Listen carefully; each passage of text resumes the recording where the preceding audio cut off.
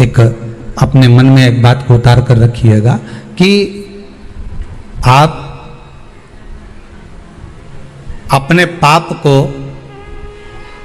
अपने पाप कर्म को जिस दिन छिन्न करने वाले हो, समाप्त करने वाले हो, अपने पाप को आप जिस दिन समाप्ति पर लेकर जा रहे हो, तो उसके एक दिन पहले आपको प्रसन्नता होना चाहिए कि नहीं होना चाहिए कि कल मेरा पाप कटने वाला है, कल मेरा पाप समाप्त होने वाला है। जो मैंने पाप कर्म करा है वो समाप्त होगा, जो मैंने पाप कर्म करा है वो कल समाप्त हो जाएगा। तो एक दिन पहले आपके चेहरे पर प्रसन्नता हो कि ना हो?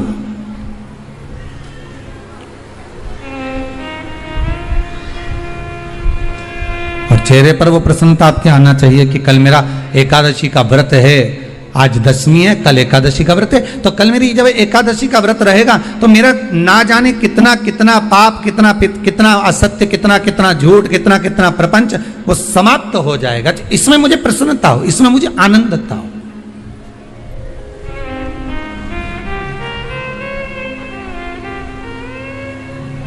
तो क्या कहा गया कि प्रयास करिएगा कि एकादशी के दिन कोई वृक्ष की, कोई डाली की, कोई कोपल की कोई पत्ती ना तोड़ी जाए। क्यों?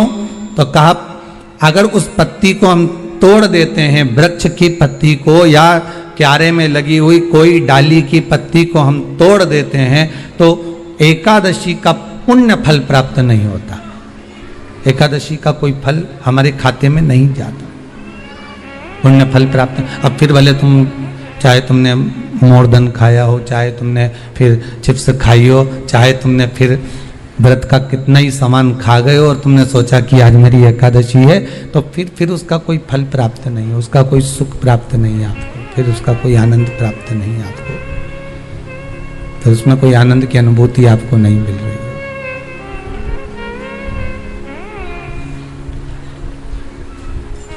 फिर उसमें कोई फल की प्राप्ति आपको नहीं हो रही।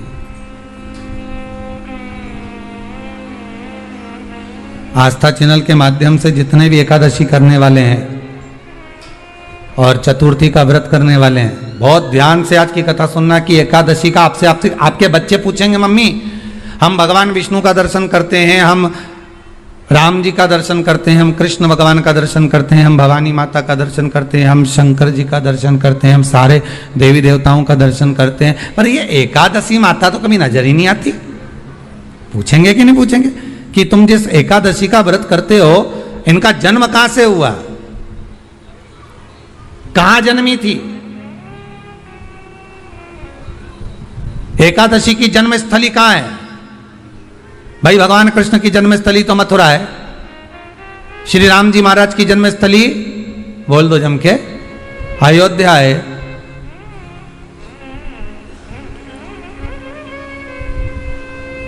कोई आपसे पूछ ले कि एकादशी की जन्मस्थली कहाँ है, तो आधे लोग तो बाल खुजाने में लग जाएंगे कि एकादशी आखिर पैदा कहाँ हुई थी, जन्म कहाँ लिया था, इसका जन्म हुआ कहाँ था, कहाँ जन्मी थी ये।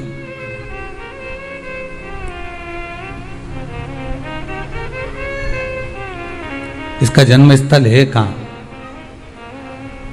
और अगर मान लो जन्म स्थल एकादशी का है,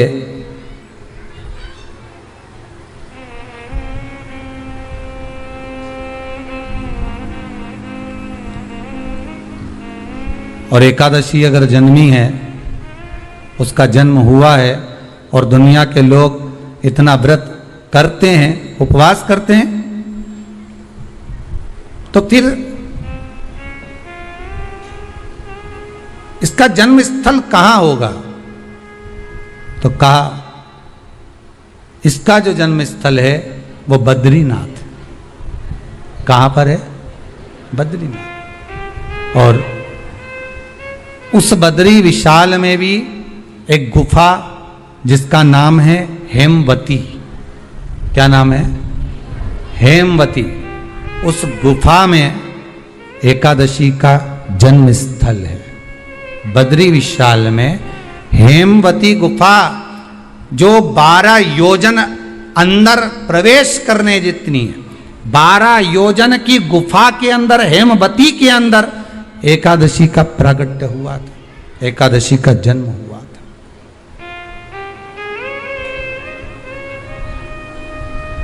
अब तो बता सकते हो ना कि कोई पूछे कि राम जी का जन्म अयोध्या में हुआ, भगवान कृष्ण का जन्म मथुरा में हुआ, और कोई पूछ ले आपका जन्म कहाँ हुआ, था अपन कह सकते ना सीहोर में हुआ हमारा।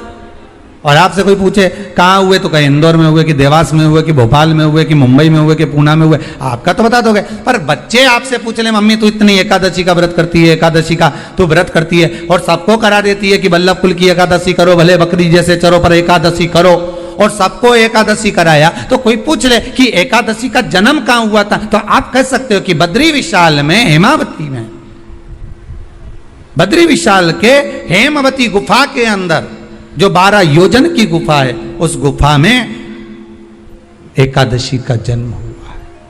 कब हुआ?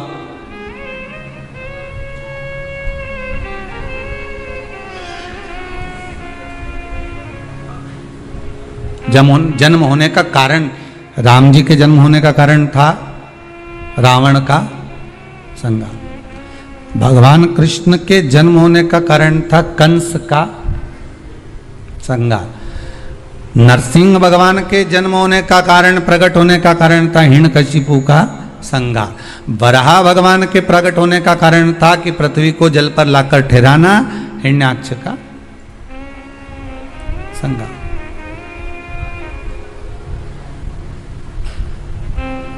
तो फिर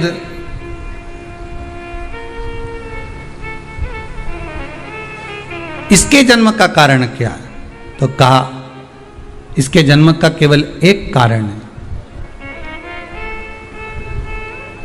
सतयुग में, अब एक और बात का बहुत ध्यान दीजिएगा महाराज, सतयुग एक बार नहीं हुआ कि तुम सोचो कि सतयुग के बाद में द्वापर, त्रेता आ गया, त्रेता के बाद द्वापर आ गया, द्वापर के बाद कलयुग। एक सतयुग नहीं है, एक त्रेता नहीं है, एक द्वापर नहीं है, ना जाने कितने कितने सतयुग निकल गए, ना जाने कितने कितने द्वापर, त्रेता, कलयुग, ना जाने कितने निकल गए।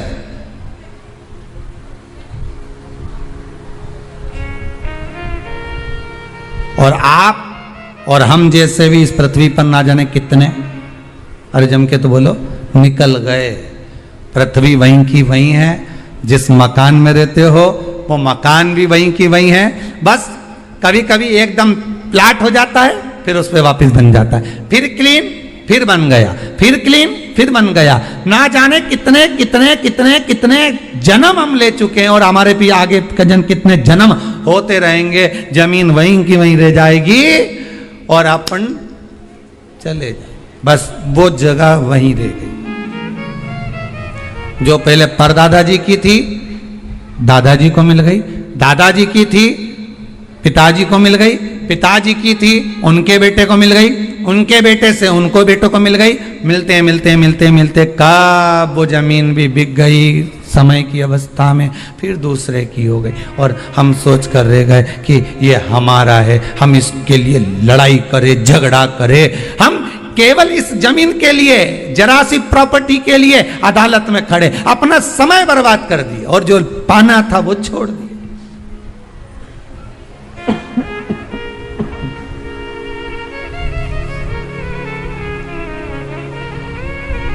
जो पाना था वो छोड़ दिया हमने।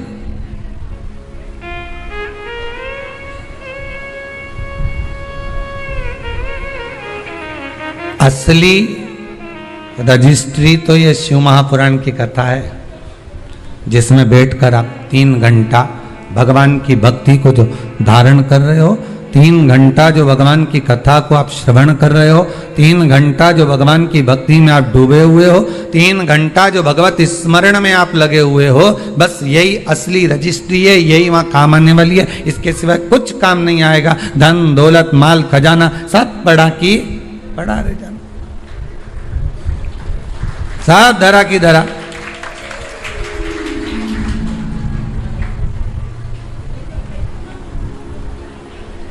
रह गया। वो एक लाइन आप लोग स्मरण करते होंगे, सज धज के जिस दिन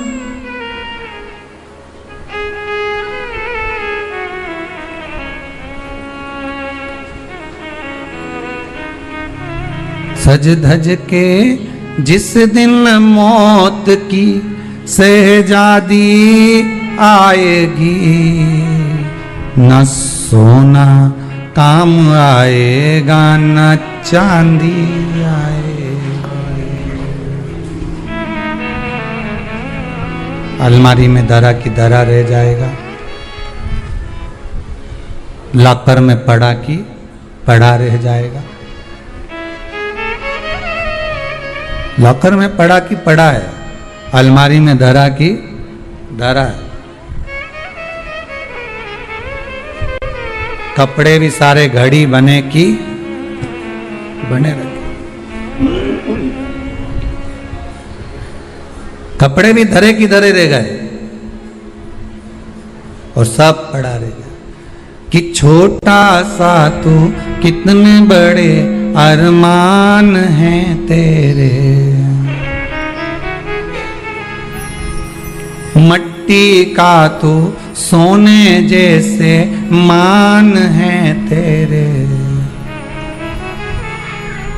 मट्टी की काया एक दिन मट्टी मिल जाएगी, न सोना काम आएगा न चांदी आएगी, न सोना काम आएगा न चांदी आएगी। सज धज के जिस दिन मौत की शहजादी आएगी, न सोना काम आएगा न चांदी आएगी, न सोना काम आएगा न चांदी आएगी। सब पड़ा रह जाएगा, धरा की धरा रह जाएगा, सब पड़ा की पड़ा रह गया, जीव चला गया। झगड़ा करा, लड़ाई करी, विवाद करा, खूब झगड़े पर मिला क्या? इतनी सी जमीन है, इतनी।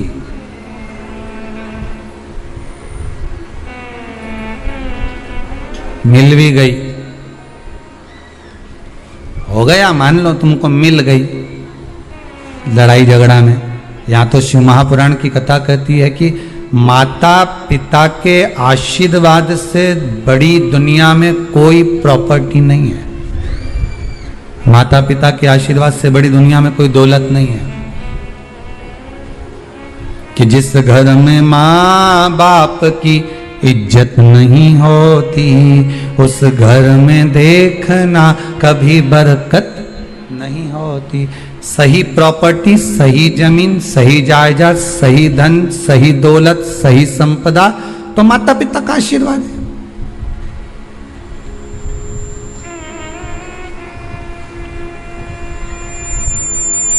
सही दौलत तो वही है, सही जायदाद तो वही है।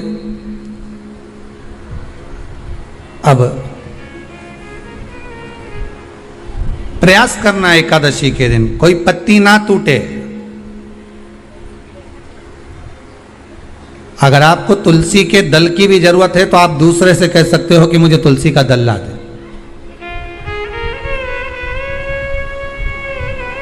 पर मेरे हाथ से मैं किसी को कष्ट ना दूं। कितने तपबल से एकादशी की उत्पत्ति हुई है, कितने तपबल से। महाराज सतयुग एक नहीं आया, ना जाने कितने सतयुग आ गए। द्वापर एक नहीं आया, ना जाने कितने द्वापर। त्रेता एक नहीं, ना जाने कितने त्रेता। कलयुग ना जाने कितने हुए, और अपने जैसे भी ना जाने कितने। तो कभी कभी तुम अहंकार भी मत करना। अपने भीतर ये अभिमान नहीं आना चाहिए कि आपके बराबर कोई दान नहीं कर सकता। किसी के भीतर ये अहंकार ना आए कि हमारे बराबर कोई ये नहीं कर सकता, हमारे बराबर ये कोई बोल नहीं सकता, हमारे बराबर ये कोई होड़ नहीं कर सकता। नहीं नहीं, अहंकार को छोड़ दो।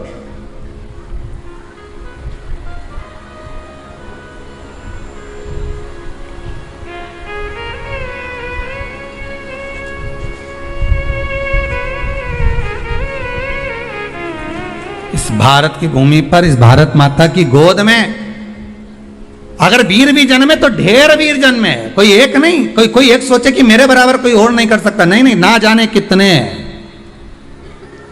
इस भारत माता की गोद में अगर दानी भी जन्मे तो ना जाने कितने। कोई ये ना सोचे कि मेरा बराबर कोई दान नहीं कर सकता। इस भारत माता की गोद में सुंदर भी जन्मे तो इतने, कोई ये ना कह सकता है कि मेरे बराबर कोई सुंदर नहीं है। और इस भारत माता की गोद में कलाकार भी जन्मे तो इतने, कोई ये नहीं कह सकता कि इसके बराबर कोई नहीं।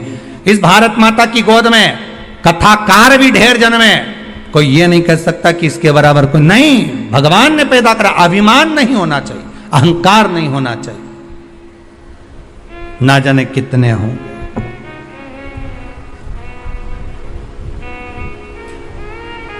ना जाने कितने।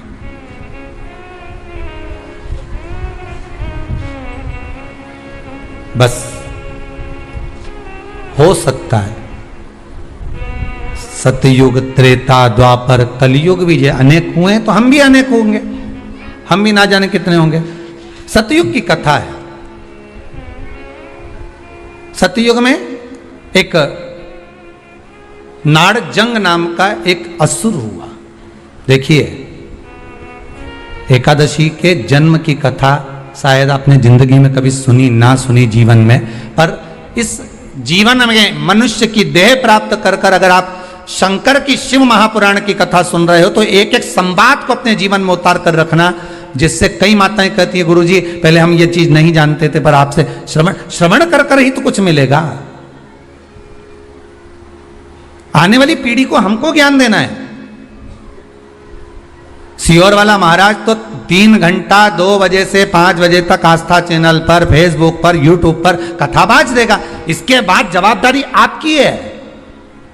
कथा सुनने के बाद जवाबदारी आपकी है कि आपके बच्चों को शाम को भोजन कराते समय, आप रात्रि को अपनी बहन से बात करते समय, आप रात्रि को अपने रिश्तेदारों से बात करते समय उनसे भी प्रश्न कर सकते हो। क्यों आज तूने कथा सुनी थी? आज अपने एकादशी के जन्म की कथा सुनी कि एकादशी कब पैदा हुई, एकादशी का जन्म कब हुआ, कौन सी जगह पर जन्मी थी। अपने को मालूम था कि राम जी कहां जन्मे, अपने को मालूम था भगवान कृष्ण कहां जन्मे, अपने को मालूम था नरसिंह भगवान कहां जन्मे, पर अपने को एकादशी का जन्म कहां हुआ यह नहीं मालूम था। आप अपनी बहन से, अपने रिश्तेदारों से बात कर सकते हो। 3 घंटे की कथा तो आप यहां श्रवण कर लेते हो आस्था चैनल के माध्यम से, फेसबुक और यूट्यूब के माध्यम से। इसके बाद की जवाबदारी आपकी है कि इस कथा का प्रसाद आप किस किस को दे रहे हो। आप कथा का फोन लगाकर किस किस को बोल रहे हो कि 2 बजे से 5 बजे तक कथा आ रही है। सुनो, व्रत शिव महापुराण की कथा है। व्रत, उपवास जो अभी तक करते आए हैं उसी को सुन रहे हैं कि अब कैसे करना चाहिए। करते तो आए पर उसको करना कैसे। कहां जन्म ले लिया तो कहा महाराज बद्रीनाथ। कब जन्मी एकादशी? एकादशी का जन्म